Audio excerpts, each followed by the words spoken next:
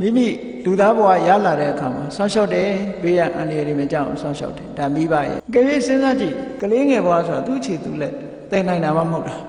သူကသူရေထားတောင်းနိုင်တာမှမဟုတ်တာစားလဲစားတယ်လို့ပြောနိုင်တာမှမဟုတ်တာအဲ့ဒီအချိန်လေးမှာအမေဖေရတာမဆောင်းလျှောက်ဘူးဆိုရင်ဘလောက်ဒုက္ခရောက်မလဲကိုယ့်ကိုစဉ်းစားကြည့်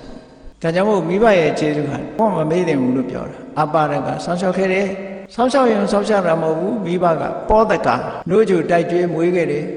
ဘုရားရဲ့တရားတော်ရနှုတ်ဆိုတာသွေးပဲတဲ့မိခင်ရဲ့မေတ္တာအရှိန်ဟပ်မှုကြောင့်မို့လို့သွေးဟာဖြူသွားတယ်မိခင်ရဲ့နှလုံးသားထဲကမေတ္တာစွမ်းအားနဲ့หนีရဲနေတဲ့သွေးလေးဟာဖြူစင်သွားဖြူဆွတ်သွား